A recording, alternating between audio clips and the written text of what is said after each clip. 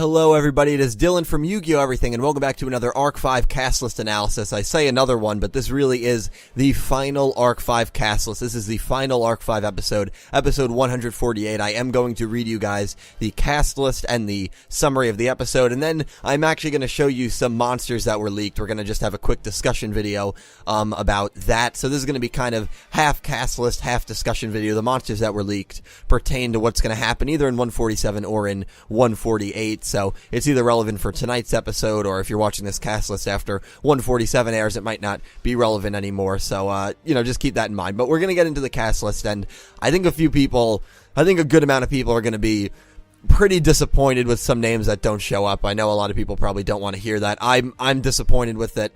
But let's just get into it. Here's the summary. Yuya is powerless before Reiji'S ultimate Doom King. However, he then receives support from Yuto, Yugioh, and Yuri. Yuya then goes all out against Reiji. Yuya's entertainment duel has evolved and will involve the spectators, the monsters on the field, as well as his opponent, Reiji himself. What awaits Yuya at the end of the last duel to make everyone smile? So that summary sounds good. That summary sounds interesting, especially the line where it says his entertainment duel has evolved and it will involve the spectators. I don't really know how it's going to involve the spectators, but that summary actually makes me pretty excited to see how he's going to, involve like spectators and not really the monsters and Reiji, because that's kind of what he already does. But here's the cast list. So we have the 4 U-boys, which is good. That's what I kind of really was angry about last cast list. Probably the, most anger I've had towards Arc-V on a video so far, which, was it warranted? Was it not? I feel like it was warranted.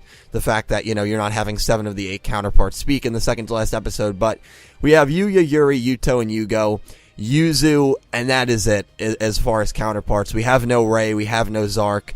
We have no Ruri, Rin, and Serena, and I said a few weeks ago, I just had the feeling that we may never, I think I said in like the 145 review or the 145 cast list, that we might never hear Ruri, Rin, and Serena speak, and that is exactly what the case is going to be. So we will never hear those characters speak again. And I'll actually get right back into that once I finish these names. Gangenzaga, Shingo, Shun, Sora, Tatsuya, Futoshi, Ayu, Shuzo, Yoko, Yusho, Leo, Reira, Himika, Asuka, Crow, Jack, Alan, Sayaka, Extras, and Akiba Reiji. It's weird that they put Akiba Reiji's name below the extras, especially because he's going to be dueling in this episode. I don't know why his name is that low. I don't know if that was done intentionally or not, because I'm pretty sure Extras is always the final name, so I wouldn't look too much into it. That's just something I kind of noticed. I don't know why they did that. But back to the Bracelet Girls. I'm glad first of all, actually, I'll start kind of on a more positive. I'm glad the U-Boys are speaking. Hopefully, we will have some U-Boy interaction. Hopefully, Yuri, because something that really harmed Yuri's character for me, and I really liked his character, and I'm kicking off Arc-V Bonanza Week with, you can see the, schedule for Arc-V Bonanza Week right now, actually. I don't think I've posted it on YouTube yet. I posted it on Twitter a while ago. I'm kicking it off with top antagonists, and Yuri would have had a pretty good spot on there. Now I'm not even sure if he's going to make that list, because the fact that his redemption was done off screen, unless something happens in this episode, and the fact that I guess the only thing we have to believe is he was only evil because Zark was inside of him.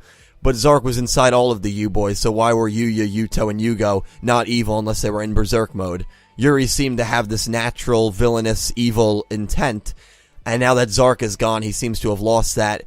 Or maybe he hasn't lost that, and maybe he's going to still hint that he still kind of has that motive in this episode, but I doubt it. I really doubt it. So through my eyes, that really hurt Yuri's character, the fact that they redeemed him off screen.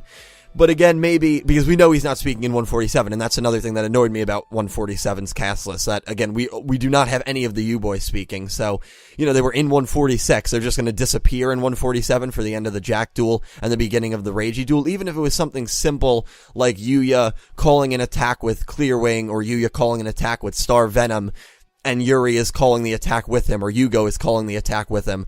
Just something simple as that, but we're not even going to get that at all, so or maybe just talking after the duel a little bit, and then Reiji intrudes. I don't know. And then back to the Bracelet Girls.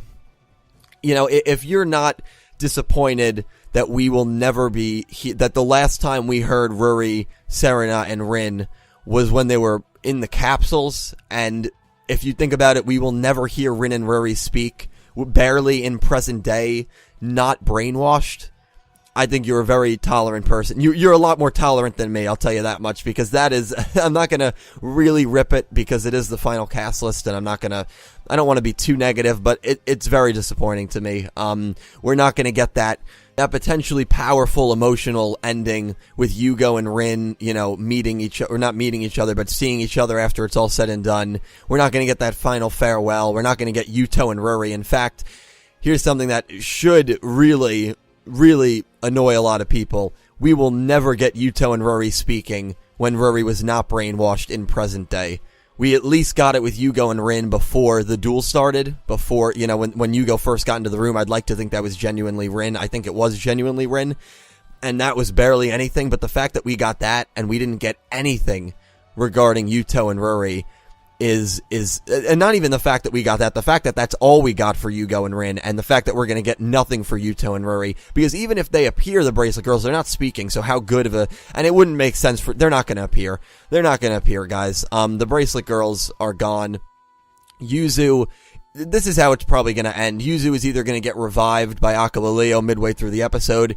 She's going to show up at the end, and Yuya and Yuzu are going to have that good scene, and maybe the 3 U boys are going to be behind Yuya, and the 3 Bracelet Girls will be behind Yuzu, and they're all just going to kind of smile at each other, and that's how it's going to end. Or it's going to end on a more darker note that I've kind of proposed, but I've kind of abandoned that. I don't think they're going to do that. As for the other names, Genzaga, Shingo, you expect those two. Shunins, I was looking for names that maybe I'm surprised weren't here. Edo and Kaito came to mind, 2 legacy characters, and you do have Asuka speaking in this, which is cool. At least they're giving her that, so at least she's speaking in this finale episode. Besides that, you guys let me know if there's anyone you've noticed that isn't here that maybe you think should be here, besides obviously the Bracelet Girls. As for Rei and Zark, I didn't expect them to be in this. I really didn't. It would have been cool if they were, but we are not going to get closure on their characters at all. So I've already talked for a long time, but now we are going to move into the news that was leaked regarding some new cards. So I was going to do a discussion on this, but I decided I'll just do it in the end of this cast list. So the first card, Odd Eyes Venom Dragon, which is a fusion between Odd Eyes and Star Venom. So that is awesome. It's literally 1 Starving Venom plus 1 Odd Eyes monster. The monster effect. It must be fusioned or pendulumed and cannot be special summoned by other means. Once per turn, you can target 1 face-up monster your opponent controls. Until the end phase, this card gains attack equal to that monster's current attack. Also, this card's name, I think it's actually the same exact effect as Starving Venom. Or not Starving Venom, Starve Venom. I'm not going to call it Starving Venom. If this card is destroyed while in a monster zone, you can special summon 1 card from your Pendulum Zone, and if you do, place this card in your Pendulum Zone.